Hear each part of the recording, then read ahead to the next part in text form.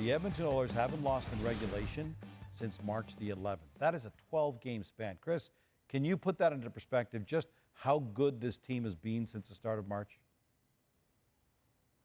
Well, I almost reverse it even further. I mean, you go back to the Christmas break, they're one of the best teams in the league at that point. They're still scoring north of 4 goals a game all the way back to December. So it's not even just this last month. And I think the reason that's significant is because I think in some ways, maybe some people are sleeping on the Edmonton Oilers. I mean, look, the narrative drives the way we talk about these teams, and they've had 2 elite scorers in Draisaitl and McDavid for so long. That's happening again.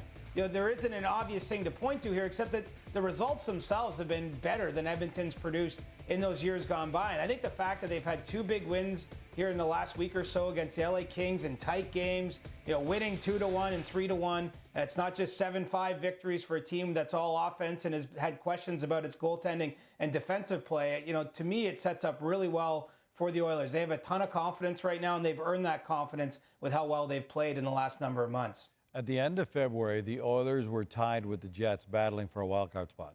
Now they've left the Jets in their dust, and they're fighting for top spot in the West. Jamie, what happened? Well, it's the details of their game, and CJ just laid out. When you have 2 of the best players on the planet, certainly one, and then arguably Draisaitl kind of gets lost in the shuttle. But I like the way they're playing a team game. They're playing more a playoff style. They know that they can score goals, but it's defending, and it's 5-man units. And you can point to a guy like Ekholm, who's been brilliant and kind of set everybody else into the proper situation on the back end.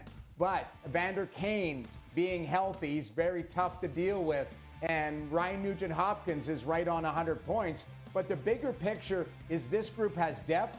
This group knows how to play close games now, where they're not just relying and saying, hey, we're going to outscore our problems or outscore our defensive woes. Right now, they don't have the defensive woes. And when they do break down, the goaltender has been, or both goaltenders have been very good. So they are peaking at the right time. And as CJ talked about, this is a team that I think people are sleeping on when they're looking at teams that could do some damage in the playoffs, because the way everyone's playing, they're playing in 5-man units. That's how you have success in the playoffs. Noodles, you briefly mentioned RNH, and that's one more thing that we're watching in tonight's game. Ryan Nugent-Hopkins sitting on 99 points.